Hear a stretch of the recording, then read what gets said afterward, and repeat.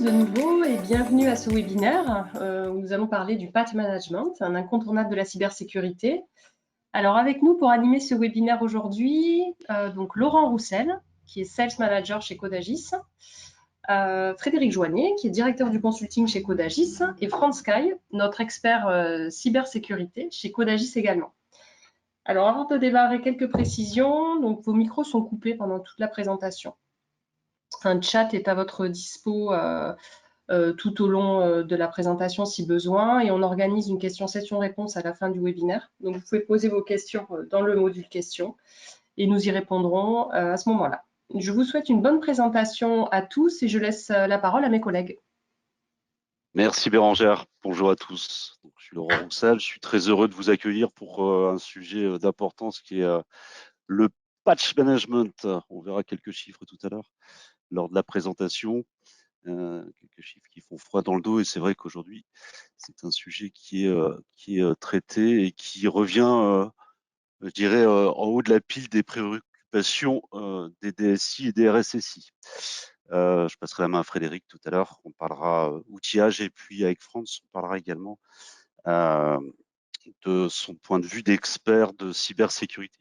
Donc voilà, donc on va passer une petite heure ensemble. On aura l'occasion, comme le disait Bérangère, d'avoir quelques questions au travers du chat. Donc n'hésitez pas à poser, même au travers, pendant la présentation, à poser vos questions.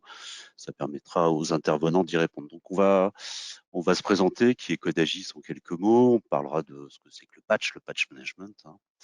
Je parlais des chiffres en introduction, donc on reviendra sur ces chiffres. On regardera un petit peu aussi les contraintes auxquelles les équipes IT sont confrontées aujourd'hui. On définira quelques meilleures pratiques constatées et puis déroulées chez nos clients sous différents aspects. Et puis avec Frédéric, on passera un peu de temps à la fois sur parler d'architecture, capacité de toucher l'ensemble des endpoints et des devices de l'entreprise. Et puis on passera un peu de temps avec Frédéric sur une démonstration d'un outil pour vous démontrer la pertinence des solutions que nous présentons avec notre partenaire privilégié qui est BMC aujourd'hui, et qui démontrera la puissance de l'architecture et la capacité de reporting également. Et puis plus tard, pour terminer, on finira avec Franz sur son point de vue d'expert cybersécu. On parlera patch, mais pas que. Voilà. Et puis on terminera par quelques questions. Donc voilà, un petit peu le programme de cette heure. Alors pour se présenter, Codagis, effectivement, donc on est une ESN. Donc notre vocation, c'est d'accompagner nos clients dans la transformation et dans la sécurisation de leur infrastructure. Alors on verra les déclinaisons à la fois en termes d'expertise et de métier derrière. Notre terrain de jeu, ce sont ce qu'on appelle nous les ETI et les grandes organisations, principalement aujourd'hui sur un périmètre francophone ou international par ramification de ces grands groupes ou de ces ETI francophones. En termes de terrain de jeu, si on parle de localisation, Paris, Toulouse, Aurillac, et pour la partie internationale, Barcelone. Et puis on n'a pas attendu les différents confinements et Covid pour avoir un maillage de nos consultants et experts sur l'ensemble du territoire français, et également sur la partie espagnole. Donc effectivement, cette démarche de travail à distance de home office est effective depuis bien longtemps chez nous. Alors, tout à l'heure, je vous disais nos expertises, nos métiers. Alors, 3 grands blocs, énormément d'adhérence. C'est présenté en mode silo, mais vous allez voir qu'au travers notamment de cette présentation, on travaille énormément ensemble et il y a des offres croisées. Donc, trois grands domaines d'expertise, la partie Enterprise Service Management, IT Service Management et Digital Workplace. Donc là, c'est principalement un pôle d'expertise et d'intégration de solutions. Je reviendrai sur nos partenaires technologiques où on va conseiller les entreprises pour amener une expérience unique aux collaborateurs de l'entreprise sur du process IT et non IT.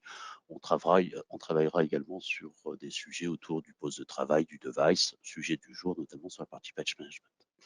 En termes de cybersécurité, 3 grands axes, un axe audit, test, notamment pénétration, test ou encore de phishing, une déclinaison sur du conseil suite à ces audits, mais plus globalement aussi des plans de sécurité. Et puis pour terminer, c'est là où on retrouve l'adhérence avec le 3e bloc, la partie service manager, sur la partie cybersécurité, du SOC et de MicroSOC. Donc, vous voyez le métier également de la partie droite, donc la partie service manager, où vous allez retrouver des services managés à plus ou moins faible valeur ou autre ou valeur ajoutée, du support ou externalisation de N0. Et puis, on va monter en gamme en termes de valeur, MCO, TMA et services managés de vos infrastructures. Donc ça, ce sont notre expertise qui s'est très croisée et très cohérent dans nos offres. Vous verrez en nous questionnant le catalogue de services autour de ces 3 grands blocs d'expertise. Alors, si on décline ces expertises en métier, vous allez retrouver ce que j'ai déjà pu citer, de l'audit, du conseil sur les aspects ITSM, on va dire l'utilisation des process, du conseil de l'audit. Également sur la partie sécurité, ça va de cela, ça va de soi. Et puis également un gros bloc intégration, donc les déclinaisons, donc l'intégration de solutions de type ESM, ITSM, endpoint management, patch management en fait partie, et puis derrière sur des blocs également de sécurité, que ce soit autour du endpoint ou encore de manière périmétrique, j'en parlerai tout à l'heure. Des centres de services sur lesquels vous allez retrouver des dispositifs qui sont bien évidemment au service des services managés, de la sécurité, et puis l'intégration, parce qu'aujourd'hui, le marché nous demande, à la sortie des projets, des dispositifs de MCO ou encore de tierce maintenance applicative. Donc, pour terminer la partie sourcing, capacité de vous accompagner sur des durées complètes au travers d'assistance technique à moyen terme, donc placement personnel dédié sur soit des technologies ou soit des expertises qu'on a pu décrire jusque-là. Voilà un petit peu pour nos métiers, notre terrain de jeu, nos expertises et nos métiers déclinés de ces expertises. Alors, on parlait de nos partenaires. On va prendre les 3 principaux aujourd'hui, mais les autres sont également d'importance, mais les 3 majeurs, BMC, notre partenaire sur ce webinaire.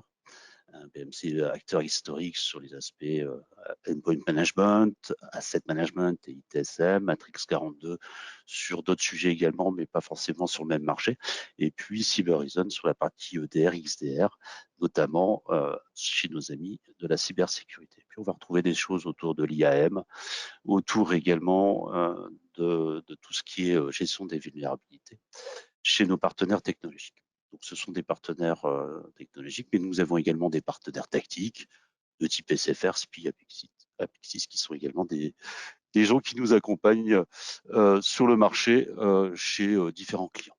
Donc, voilà, on a un portfolio qui est assez complet et qui permet de répondre à l'ensemble de vos attentes en termes d'infrastructure, que ce soit en termes de modernisation, numérisation ou encore de sécurité. Alors, venons-en au sujet du jour, le patch management. Kesako, bon, vous avez une petite idée, j'imagine, mais on va quand même redéfinir certains sujets et puis certains points d'achoppement. Donc, qu'est-ce qu'un patch? Effectivement, un patch, c'est une vulnérabilité, un trou de sécurité, un bug dans un logiciel ou sur un OS également. Hein. C'est important de considérer l'ensemble de ces briques dans ce schéma. Et puis derrière, donc le patch va corriger ces briques, ces vulnérabilités qui ont pu être détectées. Ça peut être également l'occasion de passer des mises à jour majeures en termes de fonctionnalité. Ce qu'on constate aujourd'hui, c'est que les clients n'ont pas forcément capacité de toucher l'ensemble des éditeurs logiciels du marché. On se contente bien souvent à Microsoft, mais c'est trop restreint. On manque de capacité de toucher dans un temps record l'ensemble des endpoints.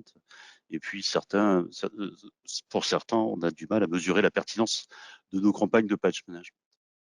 Et puis ce qu'on constate, et ce que nous, on va vous amener, que ce soit côté intégration ou encore côté service manager, c'est du process et de la méthodologie. Donc voilà, donc patch, correction de trous de sécurité sur failles ou vulnérabilités tel qu'on peut le nommer différemment. Donc voilà, donc ça c'est pour planter le décor. Alors quelques chiffres, on va pas les parcourir tous, mais il y en a quand même certains qui sont intéressants. Hein. On dit quand même, enfin, ce que constate nous et ce que constatent aujourd'hui les analystes et les études de marché, c'est que 60% des attaques, des cyberattaques exploitent ces fameuses failles et vulnérabilités qui ne sont pas comblées par des patchs. Le délai moyen est quand même assez conséquent en termes de capacité, notamment de détecter une violation de sécurité, entre 7 et 200 jours. Ça perturbe grandement les activités et en moyenne, l'activité de la société va être en moyenne perturbée pendant 18 jours environ. Et puis derrière, ça pose plusieurs sujets en termes de conformité réglementaire, en termes de réputation de l'entreprise, et ça peut avoir aussi des conséquences d'image de marque sur le marché et de capacité aussi à vous présenter correctement sur ce marché. Donc voilà. Alors, effectivement, quelques chiffres. Le contexte, alors, il a nettement évolué autour du endpoint avec le retour à la maison de nos collaborateurs, le home office. Il y a bon nombre de difficultés. Comment assurer un patch management de manière correcte sans VPN lorsque nos utilisateurs sont en situation de mobilité, hein, comment s'assurer que le taux de patching, le niveau de conformité est correct. Comment effectivement détecter, avoir une bonne visibilité sur l'ensemble du parc, que ce soit mes postes de travail, mes serveurs, comment m'assurer que je vais toucher l'ensemble des devices de l'entreprise. Comment éviter les effets de bord, c'est-à-dire je passe un patch sur un parc X, il y a peut-être des adhérences avec d'autres, je dirais, piles logicielles que vous allez retrouver sur votre poste de travail. Donc, on va avoir des effets de bord qui doivent être mesurés. Comment donner ou rassurer mon RSSI qui me demande si j'étais capable de patcher, à combien de pourcents, quelle est ma stratégie là-dessus. Donc, capacité de reporting, capacité de mesurer la pertinence de vos campagnes de patch management. Donc voilà, tous ces points sont vraiment aujourd'hui constatés. Et puis, on va rajouter la couche Windows 10, Windows 11, Microsoft 365, comment maîtriser les mises à jour sans que derrière on ait ces effets de bord, les différentes contraintes aujourd'hui auxquelles on va être confronté. Alors, avant de passer la main sur les aspects outillage, les meilleures pratiques, nous on constate, hein, une fois de plus, que ce soit sur des types de devices de type un poste de travail, peu importe la nature du poste de travail, le device fixe ou en situation de mobilité, sur le serveur, c'est comment inventorier, donc comment découvrir son parc. Donc là, il y a des outils pour ça. On vous accompagne dans le choix de ces outils et dans l'implémentation de ces outils. Donc ça, c'est la priorité numéro un, c'est votre visibilité sur votre système d'information, sur votre infrastructure, que ce soit en termes d'OS et derrière sur les piles applicatives qui vont être posées. Une fois de plus, on va rappeler que c'est sur du Microsoft, mais pas que. Hein. Si vous faites un petit état des lieux des vulnérabilités, des patchs disponibles, Microsoft n'est pas forcément toujours en tête de la course. Et puis derrière, en termes d'incontournables, c'est réaliser de la veille. Alors, vous avez des sites auxquels vous allez pouvoir vous abonner, mais c'est également, et on constate chez nous, bien évidemment, chez nos clients, c'est partager avec vos pairs en termes d'informations, donc partager dans votre réseau les informations en termes de patch management et de sécurité de manière plus globale. Donc ça, ce sont les premiers incontournables. Et ce qu'on constate souvent, c'est que la partie inventaire est très souvent négligée. Et il y a une prise de conscience aujourd'hui des patrons de l'infrastructure sur justement cette méconnaissance, sur cette cartographie et aussi sur le shadow IT qui qui peuvent être présents sur les différents parcs. Donc le shadow IT, attention. Voilà. Et puis, deuxième incontournable, c'est la partie processus, méthodologie, où on va s'engager dans un cercle d'évolution continue, d'amélioration continue, où on va effectivement évaluer les risques dans ce process, hein, évaluer le risque versus productivité de nos utilisateurs, donc évaluer l'impact d'un patch lorsqu'on va combler une vulnérabilité ou une faille, pour voir est-ce qu'on aime bien une continuité de service, est-ce que ça ne va pas perturber nos utilisateurs. Et puis, avant de déployer, on va analyser, on va tester en bac à sable, sur du pilote, d'avoir un rollout sur l'ensemble du parc, quelle que soit sa nature. Et puis derrière, on va évaluer d'abord au travers d'un reporting, donc évaluer la pertinence de la campagne de patch management, pourcentage touché, les retries, voilà, et le pourcentage de postes qui n'ont pas été touchés ou qui doivent être traités manuellement. Et puis derrière, ce reporting permettra d'améliorer le processus en termes de campagne de patch management.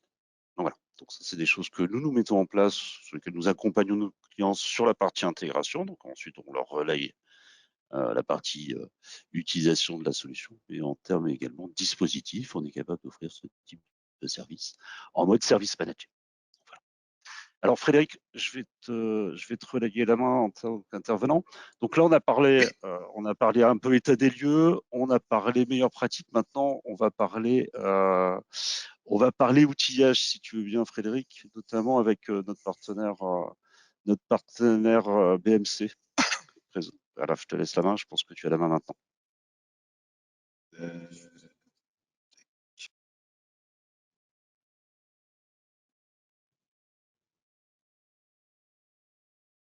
Ça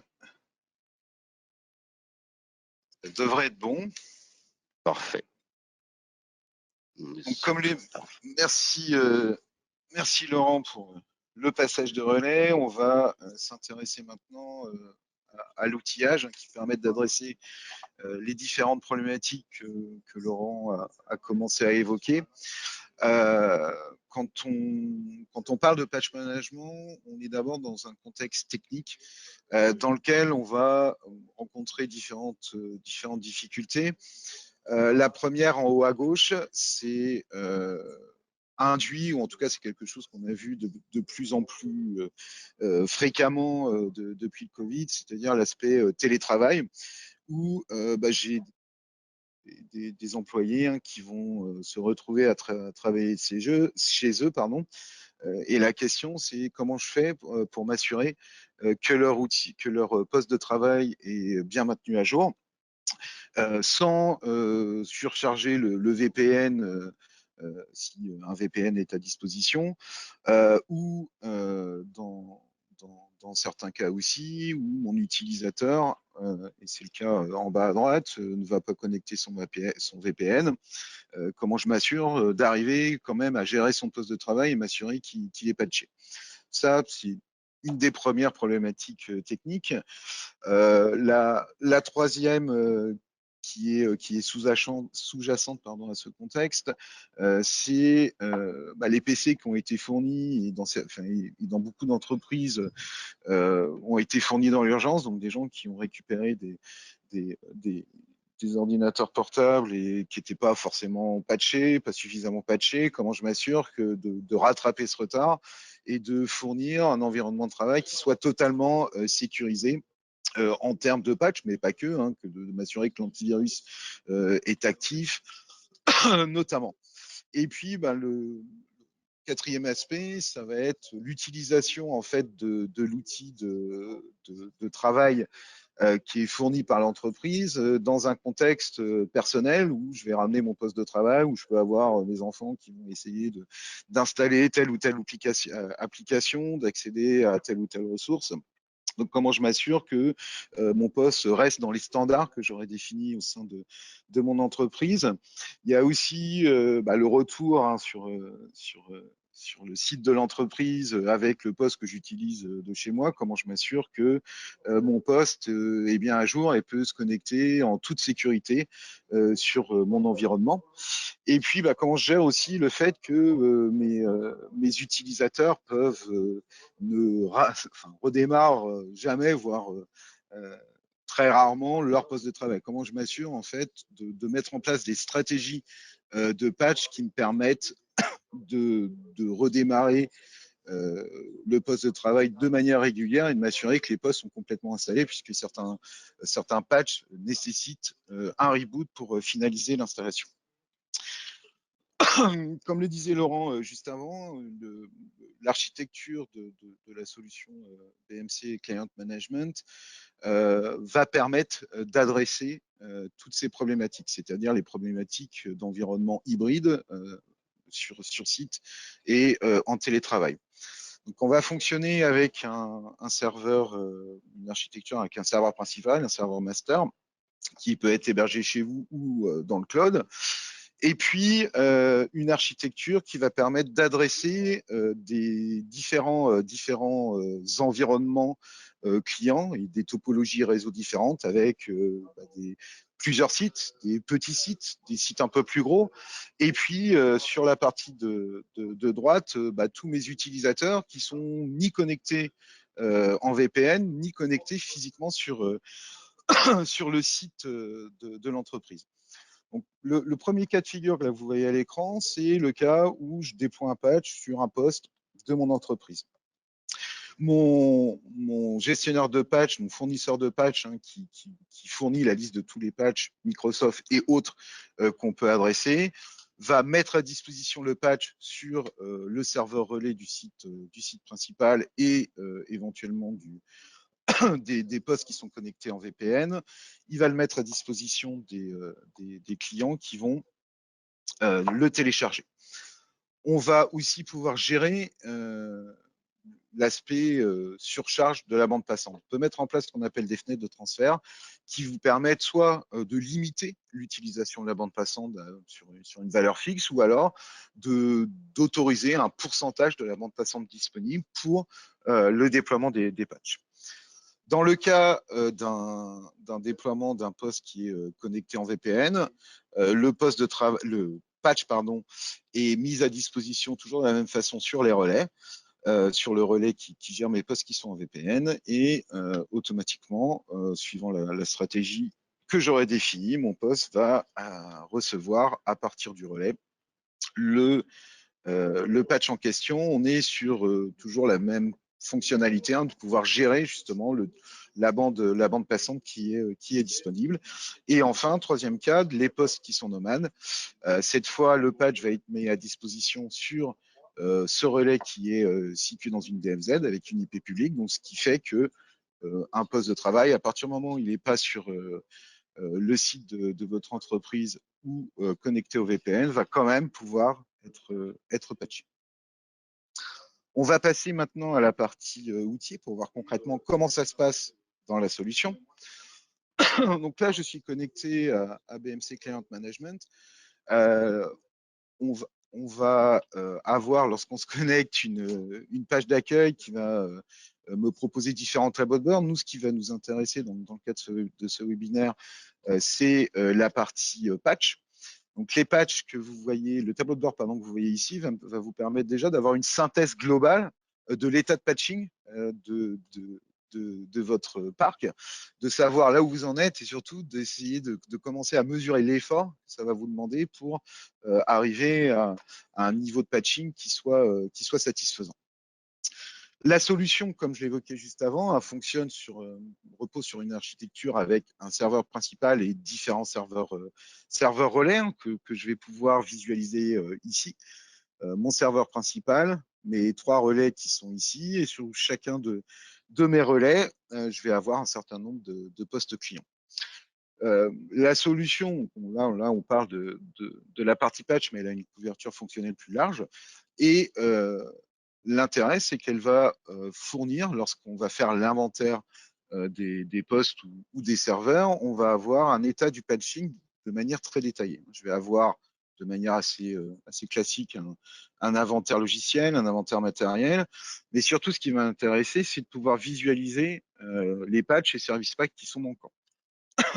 Donc sur ce poste en question, j'ai la liste ici de tous les patchs qui sont manquants. J'ai l'information de la sévérité du patch qui est communiquée par l'éditeur. Vous voyez, c'est une première illustration de ce dont on parlait juste avant, l'aspect patching du monde Microsoft, mais pas que. Ici, je vois que j'ai un patch manquant pour mon Notepad++. En double-cliquant sur un patch quel qu'il soit, je vais avoir un peu plus de détails, le nom du bulletin, et ici un résumé du patch en question. Donc ça va me permettre aussi d'avoir, au-delà d'une simple liste de patchs, énormément en tout cas beaucoup plus de détails qu'un simple titre. Je vais pouvoir aussi afficher, lorsqu'il y en a, mes identifiants CVE. Donc ça c'est quand même très utile d'un point de vue sous un aspect sécurité. Et puis, on va voir juste après comment on va pouvoir définir des stratégies et automatiser ces différentes actions de patching. Mais au-delà de ça, je vais pouvoir avoir la possibilité de corriger, c'est-à-dire de déployer de manière en one shot un patch, parce que en tant que technicien de support, je me rends compte qu'il manque ce patch et je dois tout de suite le déployer pour l'utilisateur que j'ai au bout du fil. Je dois tout le déployer de manière instantanée, donc sans passer par une stratégie ou par un groupe de patch, je peux le faire directement à partir de ma console. Je vais retrouver ici, on parlait des patchs manquants, mais vous le voyez ici, j'ai aussi la liste de tous les patchs qui sont installés et de tous les service packs qui sont installés également. Comment ça fonctionne maintenant qu'on a vu le résultat d'un inventaire de patch, et ça complète, hein, en tout cas ça illustre ce que disait Laurent tout à l'heure en parlant déjà avant de patcher, il faut déjà avoir un état, un inventaire de mon parc en termes de patch manquants. Maintenant que j'ai fait cet état des lieux, que je peux voir les patchs qui manquent pour un poste, pour un groupe de postes, je vais pouvoir définir mes stratégies de patch. La solution, elle vous offre deux possibilités. La première, c'est de fonctionner par ce qu'on appelle des groupes de patch. Un groupe de patch, qu'est-ce que c'est? Vous allez créer un groupe de patch et vous allez l'alimenter de manière manuelle. Donc, c'est vous qui définissez les patchs ou les service packs que vous voulez distribuer sur vos postes ou vos serveurs. L'avantage de fonctionner par un groupe de patch, c'est que vous avez, entre guillemets, la totale maîtrise du contenu. C'est vous qui définissez les patchs. Vous allez, comme le disait Laurent, comme le suggérait Laurent tout à l'heure, pouvoir l'associer à un groupe de postes de test pour valider qu'il n'y ait pas d'incompatibilité ou d'effet de bord sur l'installation des patchs. Par contre, l'inconvénient, c'est que ça vous demande de façon régulière à chaque sortie de patch de mettre à jour, de créer de nouveaux groupes de patch pour maintenir votre parc à jour. La deuxième possibilité, c'est d'utiliser ce qu'on appelle des stratégies de patch dans BMC Client Management. La différence avec les groupes de patch, c'est que, on va le voir, alors, pas juste maintenant, mais juste après, c'est vous allez simplement définir des critères pour les patchs que vous voulez déployer. Avant de parler d'installation des patchs, vous allez pouvoir aussi interagir avec vos utilisateurs pour les informer qu'une campagne de patch est en train de se dérouler. Donc, vous allez pouvoir, si vous le souhaitez mettre, ce n'est pas une obligation, si je désactive, il n'y a rien qui va se passer, mais dans l'étape avant l'installation du patch, je peux mettre à disposition un message et je peux aussi interagir avec mon utilisateur en lui laissant la possibilité d'étendre le compte à rebours ou non et de gérer combien de fois il va pouvoir reporter le déploiement de la stratégie. Le deuxième onglet va me permettre de gérer cette fois ce qui se passe au niveau de l'installation. Vous pouvez donc avoir une installation qui est totalement silencieuse, ce qui est généralement choisi. Et vous pouvez aussi verrouiller, si vous le souhaitez, le clavier et la souris de vos utilisateurs. Bon, ça, c'est assez peu utilisé quand même. Par contre, mettre un message pour avertir qu'il y a des patchs, qui sont en cours d'installation en mettant votre logo et puis un message personnalisé. Ça, c'est quelque chose qui est assez courant. Et enfin, maintenant, qu'est-ce qui doit se passer une fois que les patchs sont installés? Comment je gère le redémarrage? Alors, soit je force pas soit il n'y a pas de redémarrage du tout. Et c'est ce que je disais juste avant. La problématique, c'est que généralement, les utilisateurs redémarrent pas souvent leur poste de travail. Donc, je vais pouvoir forcer de différentes manières ce redémarrage. Je peux, de la même façon qu'on l'avait au niveau de l'installation, interagir en mettant un message d'information à mon utilisateur. Et puis, je peux aussi lui laisser la possibilité d'annuler, de redémarrer dès qu'il se déconnecte, de redémarrer après la fermeture de session. Donc ça va me permettre aussi de gérer, un, le redémarrage très finement, et deux, de ne pas perturber non plus le travail de mon utilisateur en lui laissant la possibilité d'étendre le compte à rebours si nécessaire. Et maintenant qu'on a géré l'interaction avec l'utilisateur et le redémarrage, qu'est-ce que je veux patcher? Et comparé à ce que je vous disais juste avant au niveau des groupes de patch, ma stratégie de patch, je ne vais pas sélectionner des patchs, je vais sélectionner des éditeurs et des critères.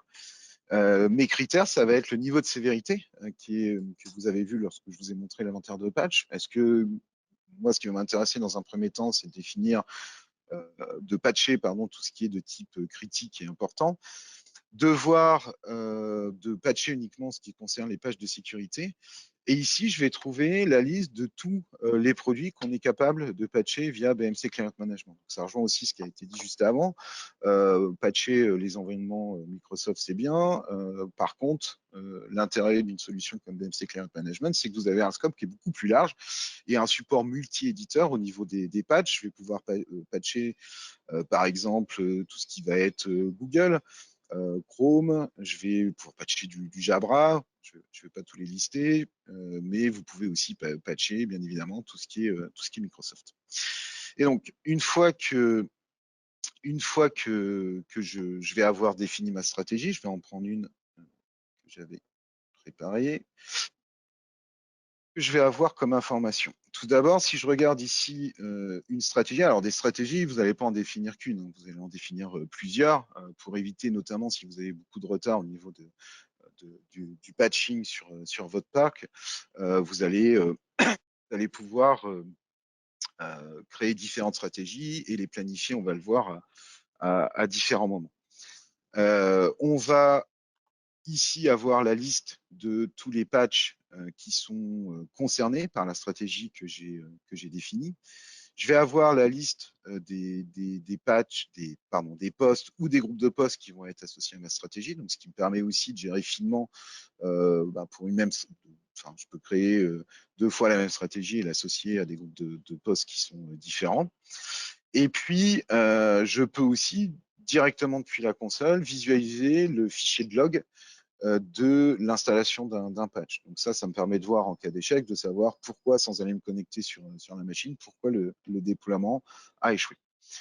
Et enfin, en termes de reporting et de suivi, je vais avoir le petit tableau de bord que vous voyez en haut à droite qui va me permettre de savoir où j'en suis sur l'état d'avancement de la stratégie, combien de patchs ont été installés, combien sont en cours, puisque au niveau de la planification, on va pouvoir planifier suivant un cours de la semaine, le deuxième jour du mois, donc vous avez différents critères et vous pouvez aussi mettre une heure de début, une heure de fin pour cette planification. Ça, l'intérêt, c'est que à l'heure de fin, le dernier patch qui est en cours d'installation finit s'installer et la stratégie se met en attente sur le ou les postes en attendant la prochaine fenêtre de patching. Et enfin, en termes d'historique, puisque ma stratégie va s'exécuter de façon récurrente, je vais avoir ce type de graphique qui va me permettre de voir l'évolution du patching directement sur les postes qui sont impactés par la stratégie. Donc voilà pour cette partie démo. Merci Fred. En substance, faire un petit résumé de la solution, s'il te plaît. Oui, effectivement, merci Laurent. Donc, en synthèse de ce qu'on vient de voir, ce que vous devez retenir en termes de force de la solution BMC Client Management. Le premier point, c'est la gestion multiproduit. Ce que je vous ai montré, on patch que du Microsoft, mais pas que. Le deuxième point, c'est la capacité qu'on a d'adresser des environnements distribués et des environnements de type hybride avec des populations nomades qui sont en télétravail ou connectées par VPN. Tac. On va pouvoir aussi gérer de manière très fine la bande passante en utilisant la notion de fenêtre de transfert, ce que je vous montrais tout à l'heure dans le schéma d'architecture. La sélection des relais est faite de manière automatique, c'est-à-dire qu'un poste de travail, un utilisateur qui va du site A au site B va se connecter automatiquement au bon relais de son site. Dès qu'il va être connecté uniquement sur Internet et puis sur le réseau d'entreprise ou VPN, il va se connecter au relais qui va être dans la DMZ pour télécharger les patchs. On a, vous avez pu le voir, une gestion très fine du redémarrage. On va pouvoir aussi utiliser la notion de stratégie, comme je viens de vous le montrer à l'instant, pour automatiser mes déploiements de patch. Et puis, on a des rapports, des tableaux de bord qui vont permettre de suivre de manière très fine et très synthétique l'état d'avancement du patching. Vous pouvez accéder directement au journaux d'installation, donc pas besoin de se connecter sur le poste en cas d'échec. Et puis, l'intérêt aussi majeur, c'est le fait de pouvoir tout gérer à partir d'une console unique, même si vous êtes dans une architecture distribuée. Et la solution, elle est assez simple, vous avez vu, hein, on fonctionne par assistant. Donc, j'ai un assistant pour créer ma stratégie. C'est fait en quelques clics et ensuite, je vais pouvoir la planifier de façon très simple également. Très Laurent, bien. Merci Frédéric. Donc c'est vrai que on constate effectivement sur excusez-moi, voilà, je pense que vous voyez mon écran. On constate effectivement sur les solutions BMC de la robustesse. Ça c'est des choses qu'on constate chez nos clients. Capacité, une architecture unique en termes d'aller toucher la totalité des devices. Merci Frédéric. Alors, avant de passer sur la partie qui nous intéresse, qui est la partie, voilà, j'ai fini avec les slides, de jouer avec les slides, excusez-moi. Oui, donc merci Frédéric. Donc l'idée avec l'intervention de France là, qui va prendre la parole, c'est là on a vu de l'outillage, on a vu des meilleures pratiques. Maintenant, on va s'intéresser à point de vue cybersécu, je dirais la liaison entre ce que tu constates, ce que constatent nos experts en cybersécurité, entre, je dirais la liaison entre les vulnérabilités et les cyberattaques. Je te laisse la parole, Franck, si tu veux bien. Eh oui, merci Laurent du coup. Alors, justement pour essayer de mettre un petit peu en relief le patch management et du coup l'associer à une démarche cyber, ce que je voulais en fait vous présenter, c'est concrètement du point de vue d'un attaquant, qu'est-ce qui se passe quand il y a une cyberattaque et en fait essayer d'identifier les points spécifiques dans une phase d'attaque où le patch management est un réel mécanisme anticipatif, voire curatif d'une attaque. Là, ce que vous avez devant vous, c'est une présentation donc des différentes phases d'une attaque qu'on appelle la cyber kill chain. Donc, c'est la chaîne d'attaque. Il y a plusieurs étapes. Vous aurez plusieurs sources sur Internet et plusieurs experts vous présenteront un naming parfois différent en fonction de la nature de l'attaque.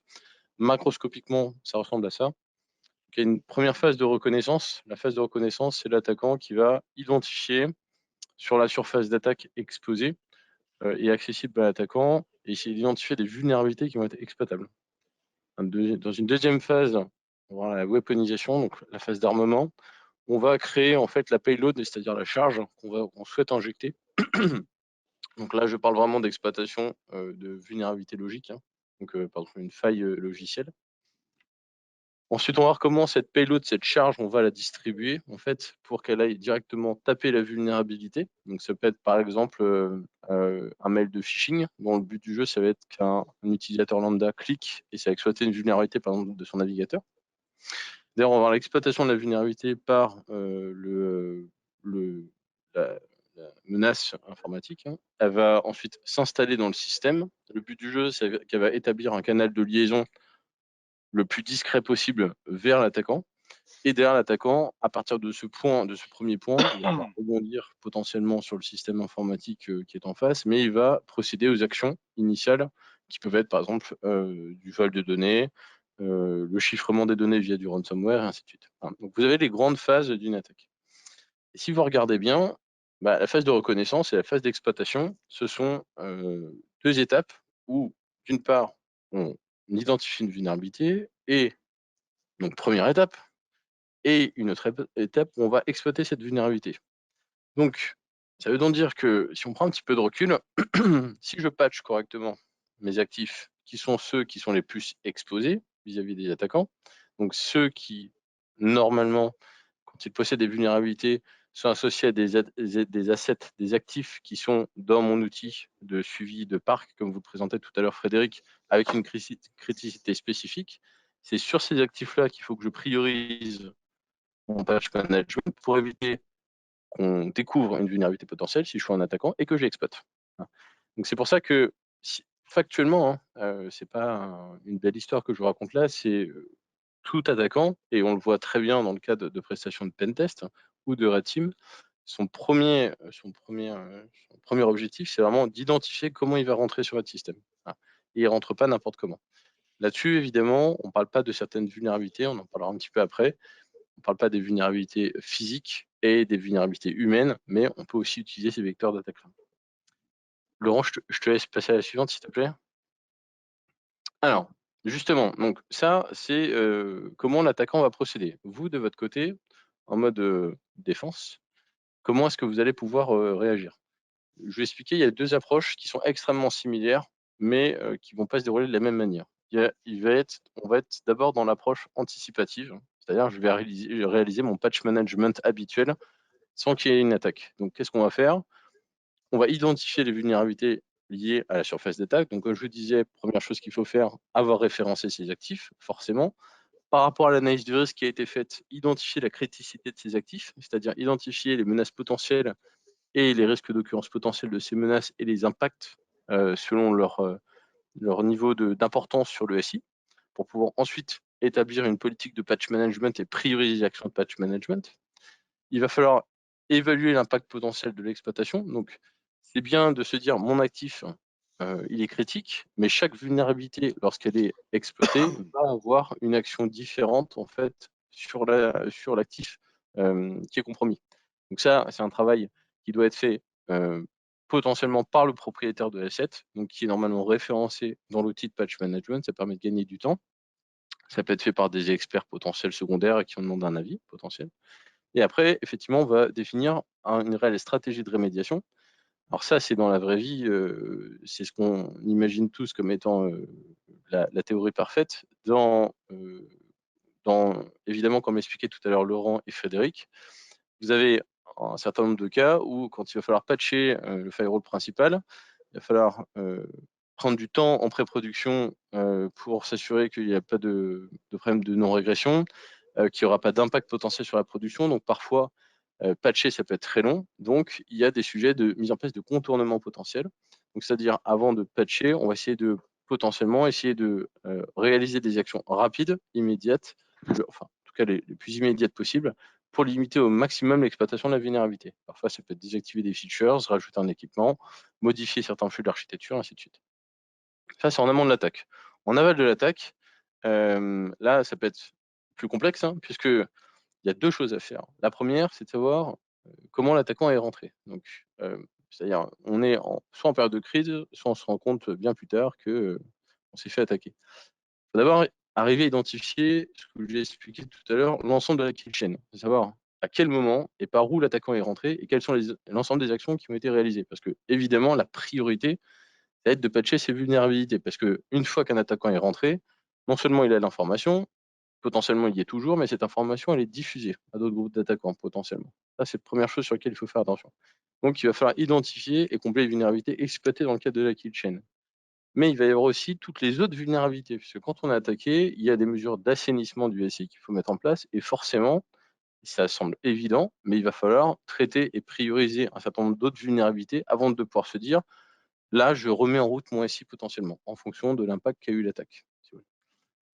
Donc, ça prend un certain nombre de temps, et si on n'a pas des outils avec un référencement des assets, leur criticité, des sachants qui sont correctement référencés, on est incapable de définir et de mettre en place une stratégie de remédiation qui est efficace. Et donc, potentiellement, on accumule finalement des impacts, et on déstabilise potentiellement du coup la SSI qu'on essaie d'appliquer sur nos systèmes, quoi. Voilà.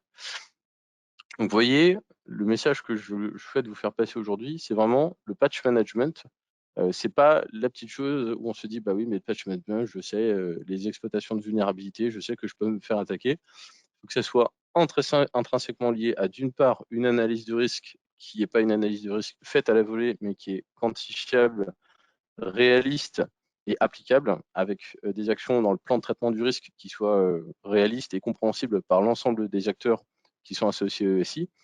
Et d'autre part, un réel lien avec l'ensemble des outils de gestion de ce parc et de ces assets pour optimiser le traitement et avoir une stratégie de patch management qui permette de maintenir un niveau de SSI qui soit acceptable pour vos systèmes. Très bien. Merci Franz. Sur le pourquoi patcher, comment ça fonctionne et comment patcher avec Frédéric et les outillages. Donc, on a vu l'ensemble de ces points en termes de meilleures pratiques et derrière d'outillage, mais aussi la vraie vie avec Franz. Alors, patcher, je pense qu'on est tous arrivés, le patch management et patcher nos environnements, on est tous arrivés à ces conclusions et je dirais les apports et les bénéfices, que ce soit en termes de sécurité, de conformité, de visibilité, hein, ça c'est important, de visibilité sur votre niveau de conformité par rapport à, je dirais, des attendus de vos plans de sécurité et de vos RSSI. Derrière les conséquences en termes de bénéfices, ce sont bien sûr une continuité de service. On a parlé d'image de marque tout à l'heure, hein, c'est très important.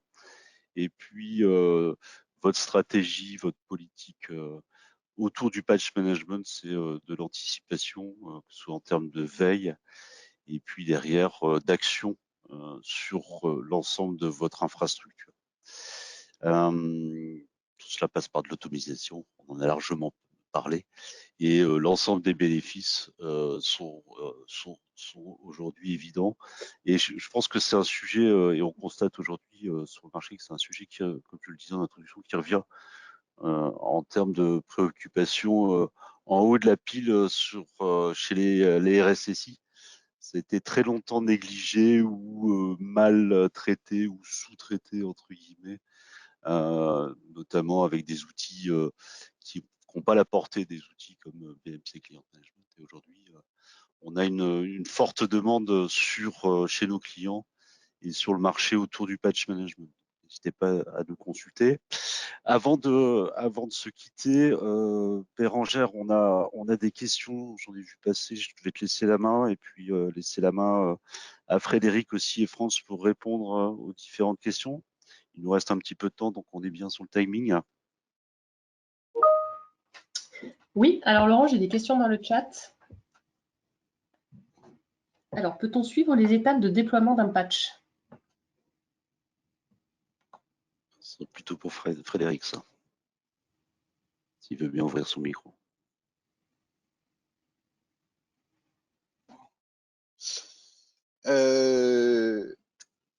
Pardon, juste Béran, si tu peux répéter la question, j'ai une coupure de son. Oui, Fred, bien sûr. Peut-on suivre les étapes de déploiement d'un patch? Oui, tout à fait. On va pouvoir visualiser, alors soit sous forme de tableau de bord, c'était le camembert que j'ai montré juste avant, enfin durant la démo, si l'installation est en cours, si c'est en échec ou si c'est suspendu. Et de manière plus fine, en visualisant les journaux de log, on va pouvoir avoir les différentes étapes successives d'installation et surtout voir si un patch est en échec, d'avoir le pourquoi du comment.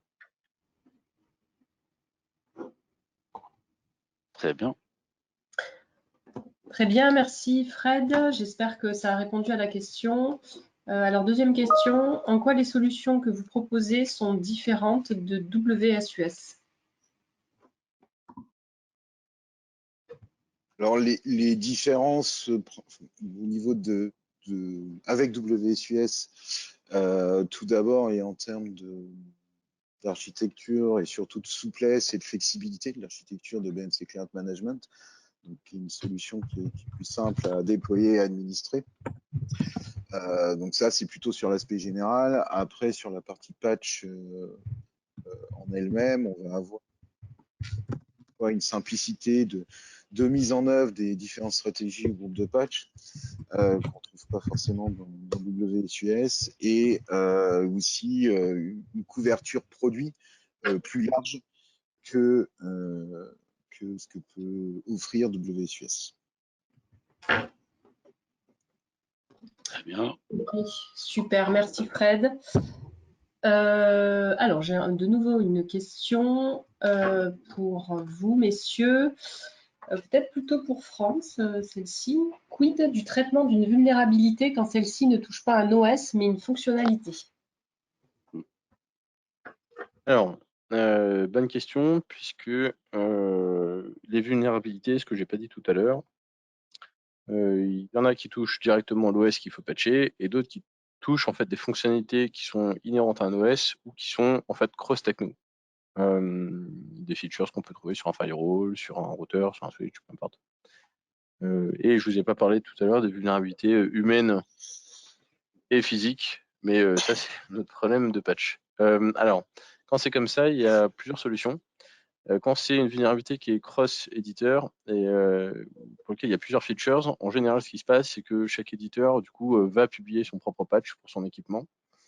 Et très souvent, je vous parlais tout à l'heure de l'action qu'il faut faire le plus rapidement possible. Parfois, dans le traitement de la vulnérabilité et dans les recommandations en fait, associées à cette vulnérabilité, vous allez voir ce qu'on appelle un contournement, c'est-à-dire pas quelque chose qui est définitif comme un patch, mais par exemple, faire un certain nombre de vérifications qu'il va y avoir associées à ce service qui est vulnérable, en fait, associé à l'asset, et ensuite appliquer un traitement sur ce service. Et parfois, le traitement, ça va être de désactiver en fait, le service à titre provisoire, le temps qu'en fait, on puisse patcher l'équipement. Voilà. Ça arrive. Et alors, vous allez me dire, mais alors, c'est très bien tout ça, mais comment est-ce que je peux savoir si le service est actif ou pas? Bon, on en revient toujours à sa gestion de parc. Vous avez le asset owner qui est censé être au courant de son équipement, de sa version et de l'ensemble des features et des configurations qui ont été implémentées sur l'équipement. C'est à lui, lorsqu'il y a la veille sur vulnérabilité qui sera faite, de prendre la vulnérabilité et de vous faire un retour en disant oui, je suis concerné. Est-ce que j'utilise la feature ou pas? Et donc, est-ce qu'on doit nous appliquer un plan de traitement de cette vulnérabilité ou pas de manière prioritaire ou pas?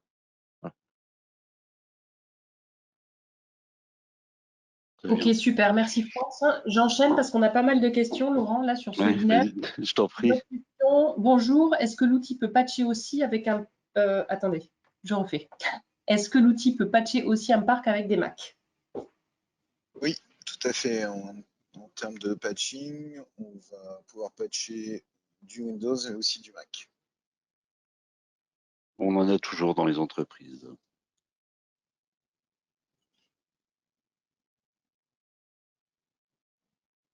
Ok, merci messieurs. Prochaine question. L'outil permet-il de patcher des OS de type Linux ainsi que les device network? Alors sur la partie Linux, on peut pousser des packages pour maintenir à niveau son Linux. Sur la partie équipement réseau, France, si tu peux peut-être apporter une précision à ce niveau-là.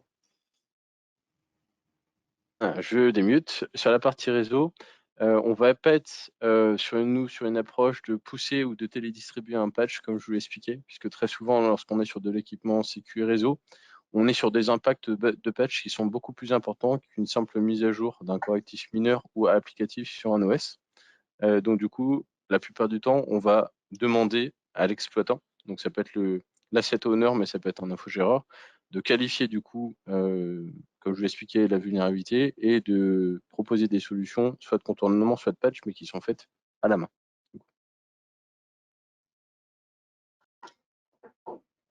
Super, merci. Merci à tous les deux. Une autre question, quelle est la différence entre patch management et d'autres solutions proposant les mêmes services, type WAPT? Et proposez-vous plus d'automatisation sur la partie réponse aux vulnérabilités?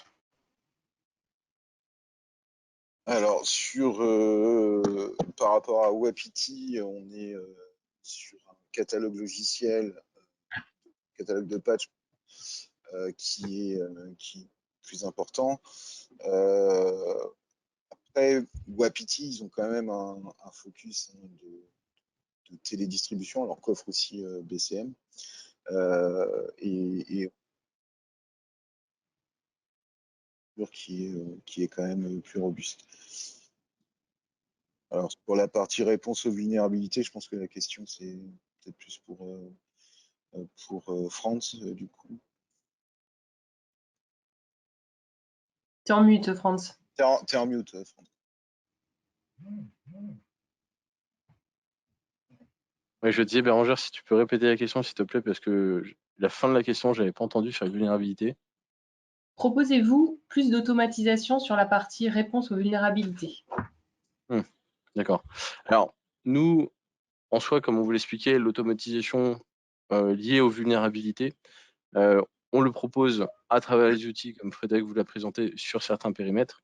Lorsqu'on parle d'automatisation, on peut aussi, lorsqu'on est sur des solutions pour pousser certains patchs sur certaines technologies comme les EDR, comme quand vous avez une flotte de firewall d'un certain éditeur, il y en a plusieurs sur le marché que je ne citerai pas, on peut en fait pousser des politiques de patch directement via des consoles d'administration de ces solutions. Ça peut se faire. On ne le recommande pas forcément, encore une fois, puisque une vulnérabilité, si vous voulez, quand on touche à certains actifs dans un réseau névralgique, les impacts seront potentiellement pas microscopiques, au contraire, hein, pour une organisation. Ensuite, concernant le fait d'automatiser, ce qui est intéressant de faire, à défaut de tout pousser très vite, lorsqu'on est à nouveau sur des actifs sensibles et critiques pour le SI, ce qu'on conseille de faire, c'est d'automatiser par contre la remontée de vulnérabilité. C'est-à-dire que les vulnérabilités arrivent des éditeurs, arrivent potentiellement des résultats d'un scan de vulnérabilité hein, qu'il va falloir traiter. L'idée, c'est que ces informations, plutôt qu'avoir un grand rapport et qu'il faille en fait prendre du temps humain pour arriver à le traiter, c'est d'arriver à transformer au format brut chaque vulnérabilité pour l'envoyer potentiellement dans une source secondaire. Alors, dans l'ancien monde, on poussait parfois des vulnérabilités sous forme de log qu'on faisait arriver dans un SIEM et on faisait un peu de corrélation avec des informations liées aux sources de log, ce qui est un petit peu violent et un peu old school. Maintenant, il y a des solutions qui permettent justement de faire ce rapprochement, soit directement dans les outils de scan, soit via des services de veille sur vulnérabilité. Donc là, c'est un petit peu de l'automatisation puisque vous fournissez en fait votre CMDB à un service qui vous fournit en retour de manière régulière des vulnérabilités dans un format, ce qui peut être un mail type ou un log type que vous ensuite pouvez corréler à votre CMDB et sur lequel ensuite vous pouvez dispatcher assez rapidement un ticket vers l'asset owner ou l'infogéreur pour la prise en compte et l'interrogation de savoir si cette vulnérabilité elle est considérée comme importante et est-ce qu'elle touche réellement mon asset ou pas. Super, merci Franz. J'ai encore pas mal de questions dans le chat. Je vous propose on vous répondra, on reviendra vers vous par mail ou par téléphone pour y répondre, puisque là on s'approche dangereusement de l'heure de la fin. Voilà, merci Laurent. Donc effectivement, je vous remercie pour votre présence, pour votre attention. Vous pouvez nous contacter, vous avez tous les éléments de contact sous les yeux, donc téléphone, email, site web, hein, vous pouvez visiter notre site web qui est tout neuf, qui a été refait il y a peu. Laurent, je te laisse donner le mot de la fin. De mon côté, merci à tous. Merci Bérangère, Frédéric, Franz, et merci à tous de votre présence. Donc, sujet patch management qu'on décline autour de conseils, intégration et service manager. On peut l'intégrer chez vous, vous donner la méthodologie, mais on peut aussi faire ce sujet pour vous. Donc, consultez-nous. Vous avez affaire à des spécialistes sur les équipes intégration, sécurité, service manager.